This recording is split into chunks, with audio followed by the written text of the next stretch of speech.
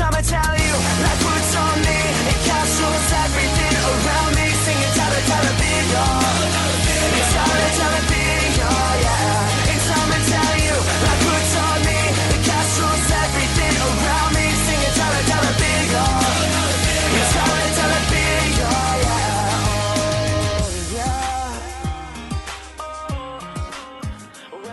Welcome into episode number 7 of Gamblers Anonymous. On this week's episode, we're going to recap the NBA championship. We'll talk about where I was right in that series, where I was wrong on a couple of the games. We'll also be talking about my baseball picks from last week. I'll be making my baseball picks for this Monday, tonight, depending on when you're listening to it. And we will also, I think we'll talk a little bit of politics betting, because while it's not something that I've done in the past, I think it's very interesting to look at the odds on the next presidential cycle, the next election in 2016. I was looking at some of those odds, and we're kind of in that season. We're in that sports season where it's dying down. Things are dying down. Basketball just ended. Baseball's kind of in that mid-season funk, that early to mid-season funk. Football's, of course, everybody's sport that we're looking forward to, but that's not for a little while. So right now it'd just be speculation. So I want to look at the political odds. I think they're, like I said, I think they're very interesting. I'm not going to look at it with any sort of bias or any sort of, my personal opinions on any of the candidates, because I still haven't done any research, or that much research on them. I'm looking at it from an outsider's perspective. Who would I actually put my money on to win the 2016 election based on the odds? That's all I'm looking at. I'm not looking at political opinions. I'm not looking at any of that. So I think it's a very interesting discussion to be had, why the odds are like they are. Speaking of why the odds are like they are, we're going to look at the next basketball season odds. The odds, of course, as soon as the NBA championship ends, the next season's odds come out. We're going to look at those odds. Why are the Lakers so high, and why are a couple of teams as low as they are, the Hawks, for instance. So we'll look at that and see if we can figure out why teams are as high as they are, and who do I like based on the odds to pull next year's championship out. And then that's essentially it. I might look a little bit at Wimbledon, but Wimbledon's for next Monday, of course. It starts on June 29th, so I'll probably look at that a lot more next week. But that's about the gist of it. But I want to get started on the kind of looking back on the NBA championship. A very good series, not a great series. It looked like it was going to be a great series through the first couple of games. But it kind of ended up the way we all expected it to, or not all of us, but I think the way a lot of people expected it to, which was Golden State wore the Cleveland Cavaliers out at the end of the day. I'm not surprised at all by that. I said Cavaliers. I believe I said Golden State in 6 at the beginning of the series. I wasn't game to game. I wasn't very good, quite frankly. But in terms of the overall series, I did have the correct prediction, which isn't much to brag about. A lot of people did. What I'm most happy about, for my own, standards, my own predictions, was last Monday when we were talking about MVP odds. Both Steph Curry and LeBron James were about 1-to-1 odds, if I remember correctly, to win MVP. And that was, a lot of people were saying LeBron would win MVP, despite the fact that he wasn't even going to win the series, in all likelihood at that point. The series was 3-2, Golden State, and Iguodala had the third best odds at about 5-1. And I said at that time I would jump on Iguodala's odds. First off, at the time I thought he was already the MVP through 5 games. Of course, there was still at least 1, maybe 2 games to go. So a lot of people were saying, LeBron could still come back in the series, or Steph Curry could have 1 or 2 really good games and win MVP. But my thought was, we're overthinking it. I hate when people overthink things, and this was a case where I think a lot of people were overthinking a lot of things. Andre Iguodala was the one guy who was making LeBron, who was making LeBron James work on the offensive end, and LeBron James was struggling against him. I know a lot of people were saying, well, look, LeBron had 40 points in all of those games. But Iguodala didn't cover him for the entire game. I mean, you could just watch and you could tell every single time that Iguodala was out of the game, especially in game 6 in that final game, but in other games as well. Every time Iguodala went out of the game, LeBron James got like a twinkle in his eye and started to attack and really started to dominate. And as soon as Iguodala comes back in, he does a great job defensively against LeBron. He forces him to pass a lot. He forced him to take a lot of jumpers. He forced him into tough inside shots where he'd miss. Basically, I want to say 38% shooting from the floor, which if LeBron's shooting 38%, I mean, LeBron's a guy who takes a lot of layups and, a lot of easy mid-range shots. So for him to shoot 38% is just not good at all, of course. So if you are the voters looking at who's the MVP, who's the most valuable to their team, who's controlling the series, like I said last week, I refuse to give MVP to a guy who's on the losing team. I understand Jerry West did it back in the day, but I believe that was like the first season that they had the MVP voting, and first or second season, I can't remember, but I think it was the first season they had the MVP voting, and there was no real precedent for it, so Jerry West won because he was the best player on the court, which made sense to them at the time. But a precedent has been set over the last 40 years, 35 years, that the winning team, the best player on the winning team, or not even the best player, but the most impactful player on the winning team, will be the MVP, generally speaking. We don't give MVP to losers because it doesn't make sense. You lost the series, you weren't the MVP. The MVP was the guy who won the series. And I was surprised, actually, that 4 people gave LeBron James a vote. I understand, and I'm not trying to disrespect LeBron James. He had a tremendous series, did almost everything he could. He did have not a great Game 6, quite frankly, but he did what he could. But with that said, he didn't shoot a very high percentage from the floor. Like I said, Iguodala did a great job against him, but that Warriors team, as much as he scored 40, a night, and I'm not taking anything away from that, it's not like he was shooting 50 to 55%, in which case I would have said, wow, he's not only scoring 40 a night, but he's also extremely efficient. There's that would be incredible to me, the fact that they were losing despite those stats. But when you're shooting 40% or below as a forward and scoring 40, all that tells me is that you're shooting the ball a lot. And that's not LeBron James' game. If that were Kobe doing it, it would be a different thing because that's how Kobe plays the game. If it were Michael Jordan doing it, it'd be different. That's how Michael used to play the game. They used to dominate the games by just dominating the games themselves. But that's not how LeBron plays. LeBron plays more of a facilitator type of game. He can score 40, but the greatness of LeBron is he can score 30. Instead of scoring 40, he can score 30, but also get 15 assists and also get other guys involved so that in the fourth quarter, it's not just LeBron scoring, it's other guys, so that maybe J.R. Smith could hit a big 3 late in the game, or even, James Jones at that point, Iman Shumpert. These guys who normally wouldn't be impact players usually are because of what LeBron James is doing in terms of facilitating. And I'm not blaming LeBron James. I think he did everything he could offensively still, despite what I'm saying.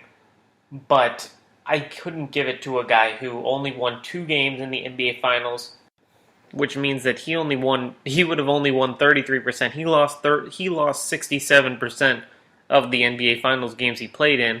I can't give MVP to a guy who lost 66% of the games, 67% of the games that he played in the finals.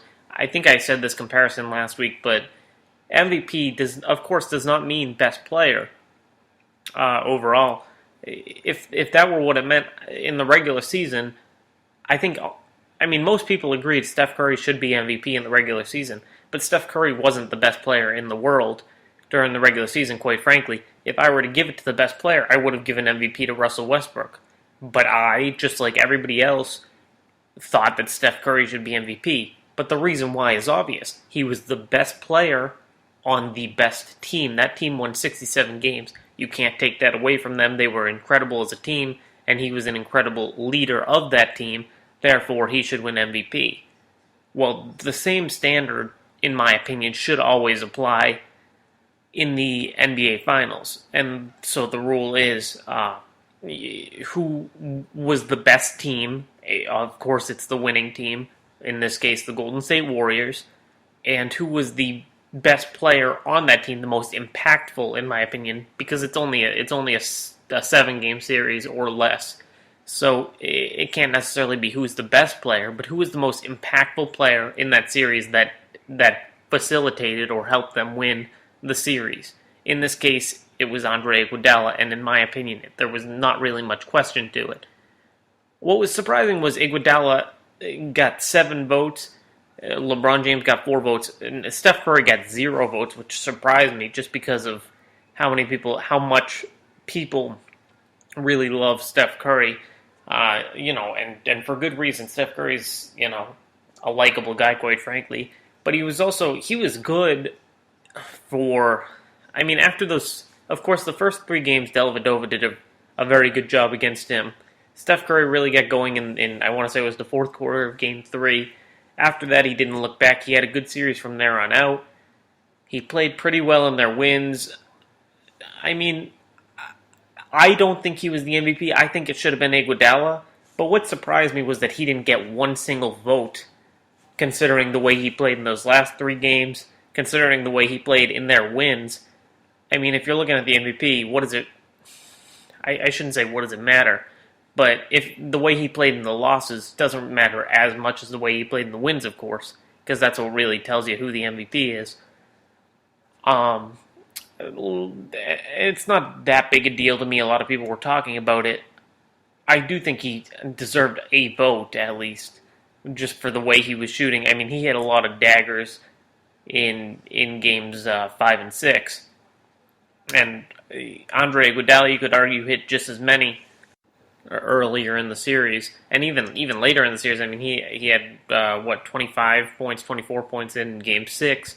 But he was scoring for most of that series. He was hitting some big threes. The Cavaliers basically dared him to shoot all series long, which Iguodala stepped up to the plate and give him credit when he needed to. He was hitting shots. The only shot he couldn't hit was a free throw, which, that's another discussion for another day, the fact that Iguodala can't hit free throws anymore.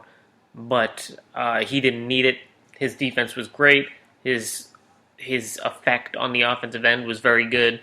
He was hitting the shots that he needed to hit, especially late in games. And for that reason, I wasn't surprised that he was the MVP. I said last week you should jump all over that, the 5-1 odds. It stunned me. They were 5 games in. Iguodala was the MVP at that point. There was no question in my mind. Yet he had way worse odds, I guess there's no better way to say it, than Steph Curry and LeBron James, who both had about 1-1 odds to win MVP. So that was an easy one for me to pick, but I was still happy that I was proven right at the end of the series. And a congratulations to the Warriors, a congratulations to Iguodala, who's a player I've always liked, not just because his name's Andre. And so the Warriors are NBA champions, and of course that sparks the discussion about next season's NBA odds, because as soon as one thing ends, we wait for the beginning. We are very impatient, and that's kind of just another discussion, but as soon as one thing ends, we want the beginning of the next thing, and so the NBA odds for next season to win the championship came out about, an hour later, give or take, and the Cleveland Cavaliers were the odds-on favorite on every sports book I've seen to win the NBA title in 2016, with the Golden State Warriors as number 2. Oklahoma City. I'm using Bovada Sportsbook. I've seen multiple different sportsbooks with a few different odds. I'm going to use Bovada for this case, in case you're wondering who I'm using. I'm going to use Bovada. So the Cavaliers, of course, number one at 11-4 odds. Golden State Warriors are number two at 4-1 odds. So Cavaliers are decisively favored. Well, slightly decisively favored, I guess, if there's a way to say that. Cavaliers, almost 3-1. Golden State at 4-1. Oklahoma City then at 15-2. So the Cavaliers and Golden State are favored semi-heavily over everybody else. It's kind of those two teams in the field. The Thunder at 15-2 are not bad odds. The Spurs at 10-1 surprise me that they're that high over the Clippers, who are the next team at 11-1. I mean, the Clippers beat the Spurs this year in the playoffs, and the Spurs are getting older, whereas the Clippers, all those guys are younger in their prime. I mean, I know Chris Paul's getting a little bit older, but he didn't really lose a step this year. So it surprises me that they're ahead of the Clippers, that the Spurs are ahead of the Clippers. Next to the Bulls at 14-1, the Rockets at 16-1. Then it gets a little surprising. The Hawks at 25-1, Memphis at 28-1. Then you get to the big surprises. The Mavericks, Pacers, Lakers, Heat, and Pelicans are all at 33-1. And if you listen to what I said, one of those teams is not like the others. The Mavericks, Pacers, Heat, and Pelicans don't surprise me that much. Those are all middle-of-the-road teams, decent teams that if they stay healthy, which are big question marks, can be semi-contenders. But then you have the Lakers at 33-1, which surprised me a lot when I saw it, and then I thought about it and said, it kind of makes sense, and I'll tell you why in a second. Then you get other teams. The Trailblazers, Raptors, and Wizards are all behind those teams at 40-1. Then you have the Celtics at 50-1, and then you get the long shots. You've got the Nets, the Nuggets, the Pistons, the Bucks, the Knicks, the Suns, the Kings, the Jazz all at 100-1. Timberwolves at 150-1. Hornets, Magic, and Sixers, the 76ers at 250-1. The teams that you're never putting money on. I don't care, how drunk you are in Vegas. You're not putting money on any of those teams. Any of those last, 10 teams I listed. But let's look at those 33-1 odd teams, and it's kind of surprising. Like I said, the Lakers are there, but I'm going to explain why. I'm also going to explain why those other teams are there, because they're all kind of in the same boat, as I mentioned. So that list, the Mavericks, of course, getting a bit older, but if they can stay healthy, if Dirk can stay healthy, Monte Ellis. They had big problems with Rondo, who's going to be gone next year by all accounts, assuming that everything, happens the right way. I'm assuming Rondo's going to be somewhere else. I have no idea where he'll be, but he's not going to be on the Mavericks. He's also probably not going to be getting nearly as much money as he would have. But if they can stay healthy, if they can stay drama-free, they're a good team. I don't think that they're a championship team just because they play in the West, but I mean, they are a very good team. They're getting older, but not old enough that it's that big a concern to me. The only one that's slightly concerning is Dirk, who took a little step back this year. But 33-1 makes sense for them. The Pacers, of course, 33-1 makes sense just because they're in the Eastern Conference. Paul George is coming back as a star player. Make no mistake about that. Paul George is a star in this league, and he just, every time we saw him, he just kept getting better. As long as he's healthy, and we all hope he will be healthy, that team should be a contender in the weak Eastern Conference. And that's the main reason for them. The Heat, kind of a similar reason. 33-1 in a weak Eastern Conference with guys like Deng and Dragic, assuming they keep them. The only question mark is, will they keep Dwayne Wade, who was a 22-point per game scorer this year, kind of quietly, 22 points per game. And there's a lot of talk about Dwayne Wade leaving and going to a couple of different teams. I've heard Cleveland, but I'm not sure Cleveland has the money. I've heard the Lakers a lot over the last day and a half. So, that kind of tells you why the Lakers are a little higher. And then you've got the Pelicans at 33-1. And, I've got two words for why the Pelicans are that high. Anthony Davis. In my opinion, the Pelicans are kind of still a one-player team. They've got Holiday, they've got a couple other guys, but of course Anthony Davis is the reason they're that high in a very tough Western Conference. But we saw against the Warriors swept them. That when you face a real team, of course the Warriors were the best team in the league, but when you face a real team, I mean Davis could only do so much. He's going to be the best player in the game, in my opinion. Once LeBron gets a little bit older, give 3 or 4 years. But I mean that guy's so dominant. He's grown an offensive game over the last couple of years, a much better offensive game. He's an incredible defensive player. A heck of an athlete, tremendous rebounder. There's really nothing he does poorly, but also he's great. He's getting great at everything, and that's scary. And I think that's kind of the guy that you look at when people look at Karl Anthony Towns. To kind of switch to a different subject real quick. The NBA draft is coming up in a couple days. And people are looking at Karl Anthony Towns and saying that he should be picked over Jahlil Okafor. And I think the main reason for that, even though it hasn't been talked about that much, is that a lot of people have talked about the NBA changing, the changing style of the NBA. But one thing that we look at is we look at guys and who can this guy compare to? So who can Karl Anthony Towns compare to? Well, the closest comparison, it's not a perfect one, but is Anthony Davis. Now, that's the absolute ceiling for Towns, of course. But, he's an athletic big who can shoot. Actually, Towns shoots better than Anthony, Davis has or probably ever will. But, I mean, free throw shooting, Anthony Davis is a good free throw shooter, as is Towns. Anthony Davis is a much, much better defender than Towns is coming out. But Towns can develop into an even better defensive player. He's already decent. He's already pretty good. But he can get better. Offensively, with their offensive minds, like I said, their offensive skill is semi-similar.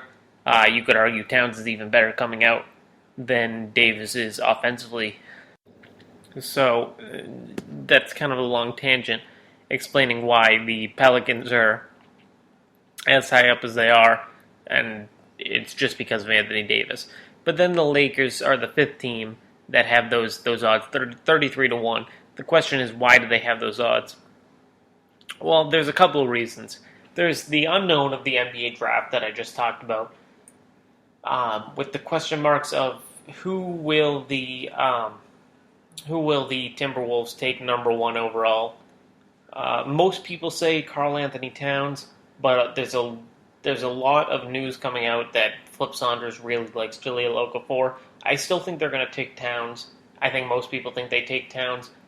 But they could take Okafor. There's a slight chance. And a lot of people, for 90% of the NBA season, people were saying Okafor is the clear number 1 the clear number 1 pick in the draft. It feels a lot like the situation with Wiggins last year. If you remember, once the draft came up, a lot of people were saying, all year long Wiggins was the number 1 pick. And then once the draft came closer, people were saying, no, I like Parker, I like Randall, I like this guy, I like that guy. And I think, most people said Wiggins wasn't number 1 anymore, or a lot of people said it, which surprised me because I said, no, I'd still take Wiggins. I still like Wiggins at that time. And the Timberwolves ultimately still took Wiggins, the Timberwolves got Wiggins. They didn't take Wiggins. The Cavaliers took Wiggins. But, Wiggins was still taken number 1 overall at the end of that draft. And this one feels like it could go that same way. I'm not saying it will, but I think so many teams kind of outthink themselves or overthink everything. And I wouldn't be that surprised if the Timberwolves just said, you know what, we're going to forget about all the noise, and we're just going to take the guy that was at the top of the board for most of the season. Let's take Okafor. Because one thing about Okafor is that I think that his floor is actually a little higher than Towns' floor. That they're both their floors are pretty high, but Okafor, I think, even if he doesn't develop at all, he can be an 18-9, 18-10 guy, which is a tremendous, that's a tremendous player to get anywhere in the draft. And I think Towns still has a bit to develop. I know people have been saying that Okafor has a lot to develop, but realistically, it's just his defense. I mean, his inside game is what it is. It's tremendous. That's what it is. He's a solid. He's actually a solid passer. He's got decent court vision. Offensively, in my opinion, his game is pretty much as developed as it should be and as it can be. I mean, he can get a little better. The one thing he really has to work on is those free throws. A lot of people have been talking about his shooting. I don't care how good he shoots because he's not going to play outside of 10 feet. That's not what he's going to be doing. So, I mean, I don't want him working on the 15-foot jumpers because that's not his game. The one area he really has to work at is defense because his defense stinks. And if he goes to a team like the Lakers whose defense already stinks, he's going to need to work on that, quite frankly, then, and especially in a league that's working, 90% of the league is working pick and roll almost every play, every time down the court. Well, you've got to learn how to defend that and how to defend it a lot better. So I'm sure he'll work on that. I am assuming he can get better. But offensively speaking, he's very gifted. And Towns is gifted, but he's still got a bit to work on. Offensively, he's much better defensively, of course. But, I mean, it's splitting hairs. With all that said, I do expect the Timberwolves to take Towns number one just because of kind of the popular opinion, basically, that's been going around over the last couple of months, actually, that Towns is the new NBA guy. He's the type of body, the type of skill, the type of athleticism that we want in a new NBA guy, whether or not it's actually true. So with that, I expect the Lakers to... I'm not completely convinced they'll take Okafor, because I personally love Russell, and I think that the Lakers, what they should also look at is the fact that they can easily get either Marc Gasol, LaMarcus Aldridge, they could even get Jimmy Butler. He's a small forward, but they could get some big guy in the free agent market. And so a guy like Russell, I know that they're looking at getting Dwayne Wade, but he's much older. I wouldn't be surprised at all if Russell developed into a great player very quickly. I watched him all year long at Ohio State, being an Ohio State fan. And Russell, not only is he he's a decent shooter, he's just tremendous offensively. He just knows how to get his shot at every step, even though he's not a tremendous athlete. But also his vision, his court vision, his ability to see the floor, and his passing ability, just incredible all year long. That's why people have been calling him kind of a combo guard. But he's completely willing to share the ball, and he's also, in my opinion, the best passer in the draft, bar none. But the reason they call him a combo guard is because he's so gifted at scoring as well that you don't really know what to call him, and he's also a bigger guard, which isn't typical for most point guards. So the point is, the Lakers have a couple of options at that number 2 pick, and whoever they get, I think, is going to be a good player and a contributor right away. So let's assume that let's say they get Okafor or Russell, quite frankly. But whoever they get, they'll contribute, one of those guys. But the reason that they're 33-1 also has to do with the guys I mentioned before they can get in free agency. They have a lot of money available to them. I mean, they could easily get one of those 3 guys I mentioned, Jimmy Butler. They could get a Marc Gasol or Marcus Aldridge. All of those guys available in the free agent market. Also, Dwayne Wade. There's a lot of talk about him.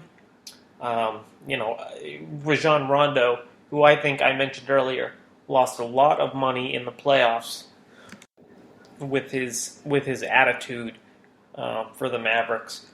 Rondo, I think he lost a lot of money. I wouldn't be surprised if the Lakers found a way to get him at a discount, because there's been a lot of talk about that. So if they could get him and then one of those free agents, add in Russell or Okafor, and all of a sudden they're golden. If they added Russell and a guy like Aldridge, say, and then Rondo, then all of a sudden you discuss them and you say, well, they're not the best team in the West, of course, but could they easily get a playoff spot? You wouldn't be that surprised, would you?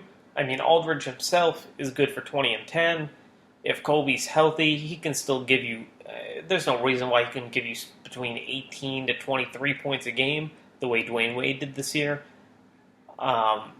You include Russell, who, like I mentioned, I think he's a tremendous passer, but also Rondo's a great passer when he's healthy and when his mind is in the game. Which, if he's in LA, I assume it would be. Well, then you start talking about, well, this team, Rondo's a great defensive player. Russell's not a bad defensive player. He still needs to develop a little bit more. Kobe, when he's healthy, can be a good defensive player. And Aldridge he's not great, but he's not awful defensively. Quite frankly, he's not that good. But those other guys make up for it a little bit. They'll need another interior defender. I'm sure they'll find somebody. But, I mean, it's not bad if they keep Ed Davis, who's a good interior defensive player. I mean, it's not a bad situation for the Lakers to be in if they can get those guys, and it's not that unrealistic to think that they could get those guys. So there's a lot of question marks with regards to the Lakers, but it's good. They're good question marks to have. And if you're the Lakers, you're actually happy to be in the situation that you're in, considering how bad you were last year. So, I mean, they've got options in the draft, they've got options in free agency, and the fact that they're Los Angeles and a hotspot destination is why they are as high as they are in terms of their odds to win it all. But other than the Lakers, if we're looking at teams that I actually like based on the odds that they have, because I still wouldn't pick the Lakers, I wouldn't put my money on them.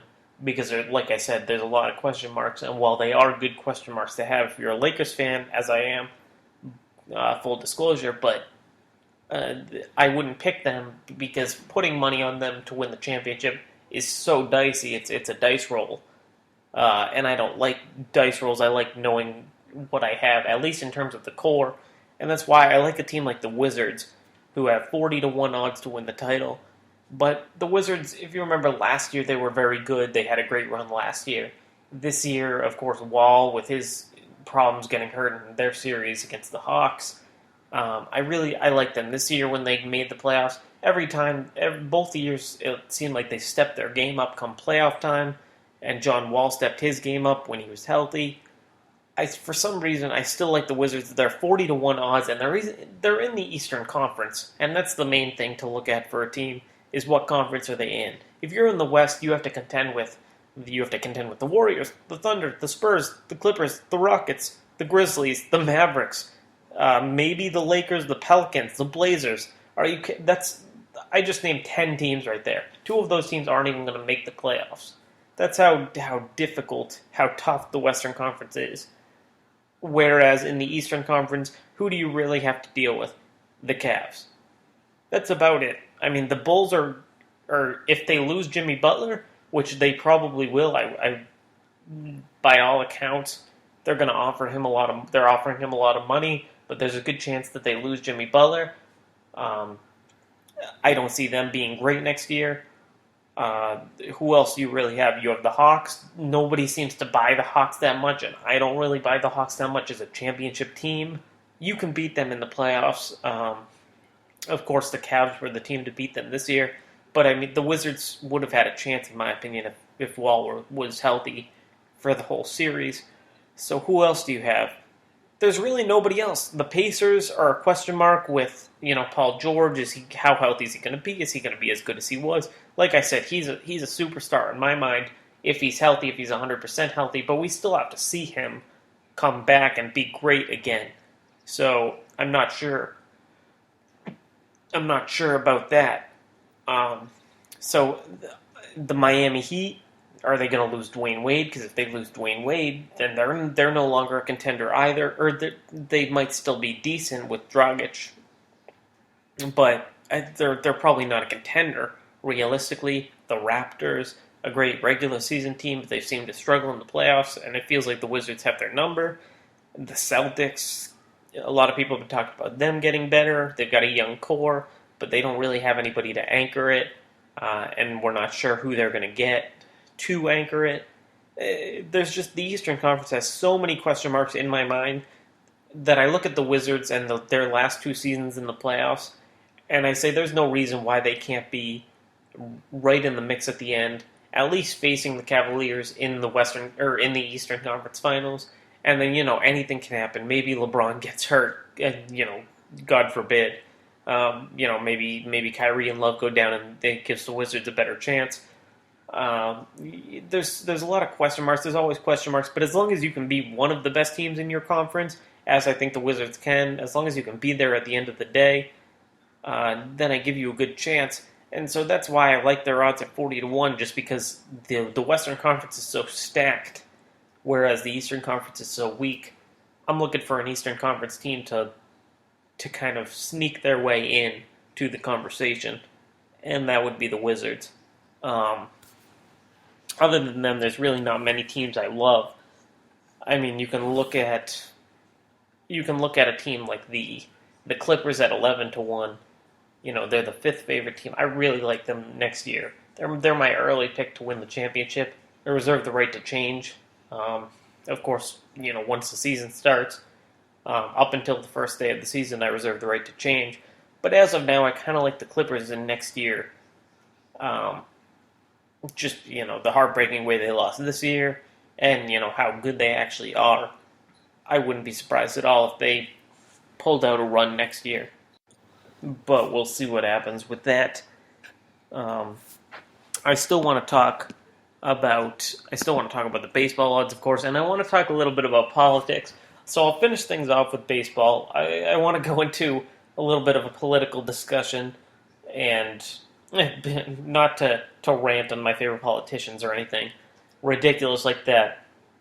But political betting is something that's intriguing to me, and the 2016 election is intriguing to me as just a normal, not a normal American, but a concerned, not even concerned, that's not the right word, but just a politically aware person in America who's been, I watch the news, I watch as much as I can, I take in what I can, I hear people discussing different, politicians, who's going to run in 2016, who's going to win in 2016, and so I decided to look up the odds to win the White House, I guess the odds to become the next president.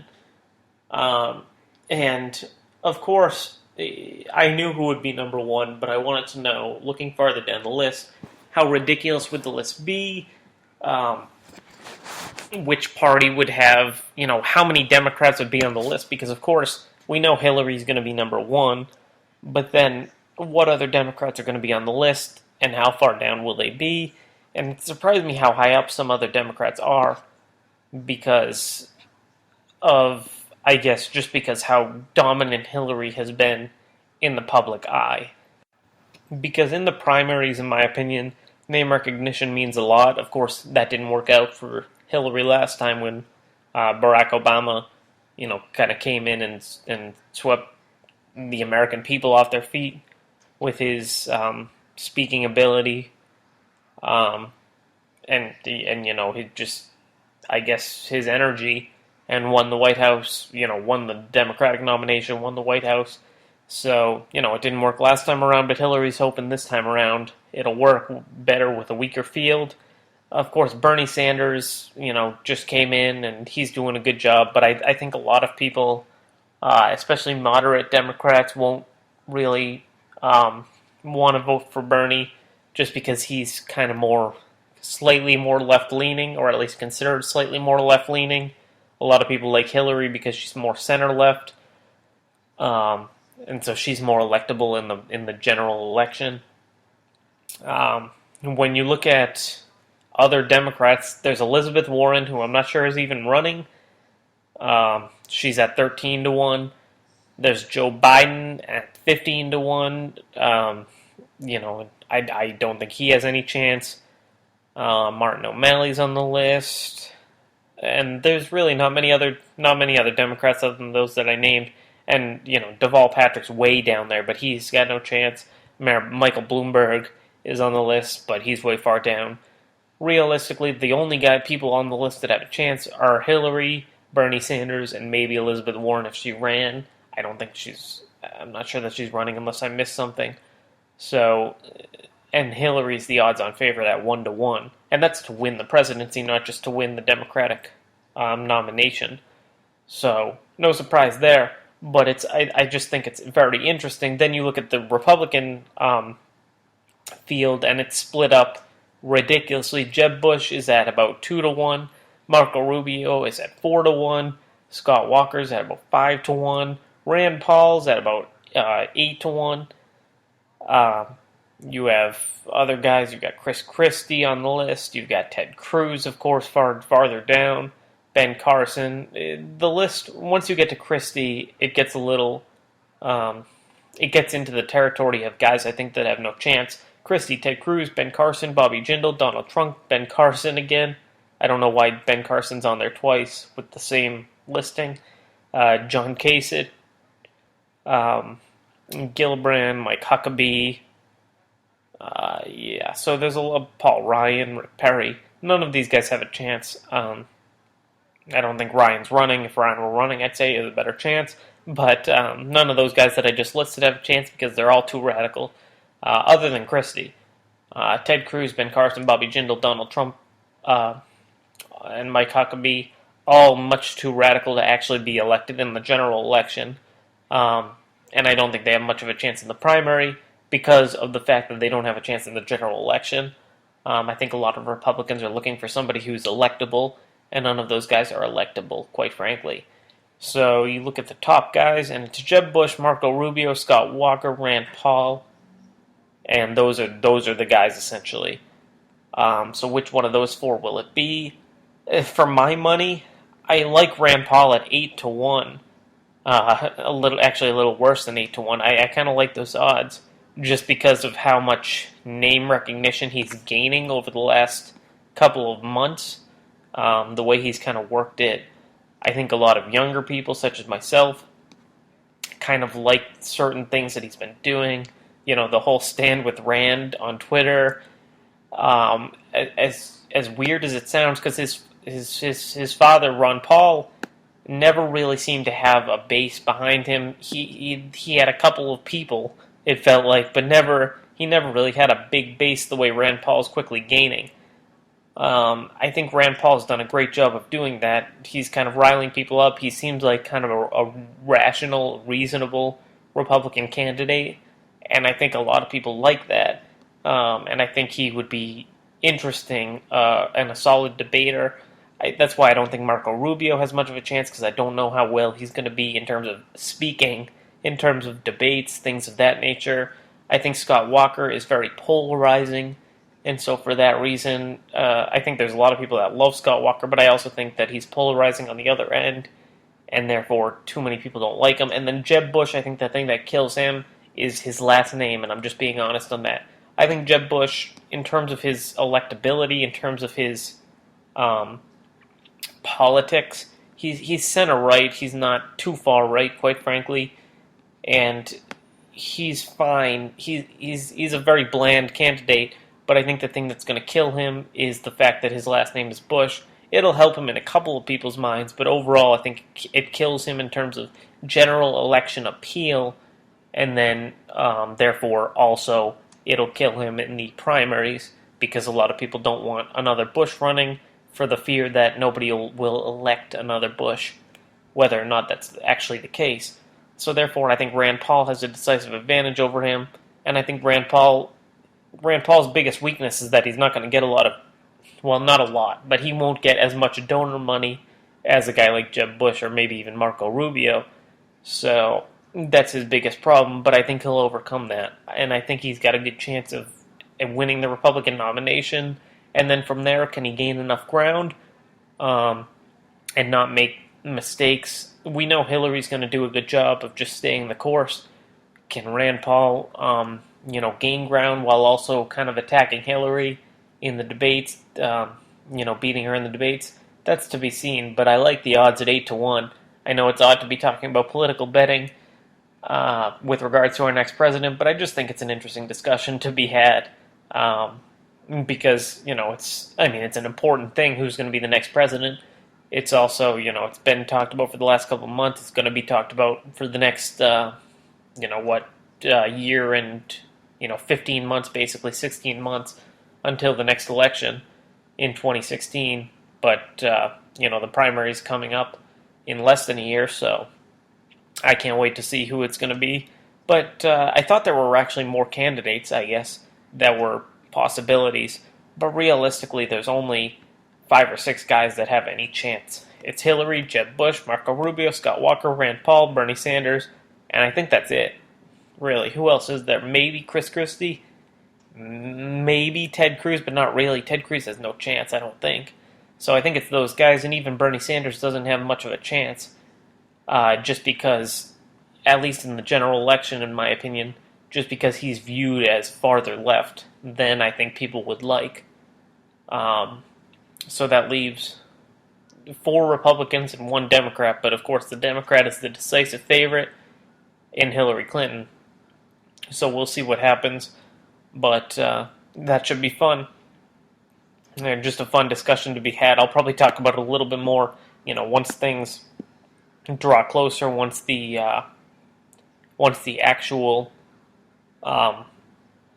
primaries come around in a little while. But I want to get back to sports because I don't want to, I'm sure people listening, maybe you're not that into politics, maybe you are and you enjoyed that segment. But let's get back to baseball just, to close things out, as I always do, with my baseball picks of the week. Last week, by the way, I went 9-5, not to toot my own horn, but I had a very good week last week. I picked Andre Guedel as the MVP, was right on that. I went 9-5 in my baseball picks, 4 above 500. That's a very good week, just saying. So my baseball picks for this week, I'm hoping can be just as good, maybe even a little bit better. The first week I went 500. Second week I went 4 above. This week I'm hoping to go maybe a little bit better. We'll see what happens. But I'm looking at the odds now, and the first game is the Philadelphia Phillies and Correa against the Yankees and Michael Pineda. And as always, I often pick according to pitchers and the pitchers' abilities who are on the mound. Pineda has been absolutely dominant, and the Yankees, and because the Yankees are much better than the Phillies, and Pineda is much better than Correa, the Yankees are highly, highly favored. So I think the Yankees win that one by more than 1.5. I love the way Pineda's been pitching lately. He's kind of a young phenom. Next, you have Detroit and Kyle Ryan versus Cleveland and Trevor Bauer.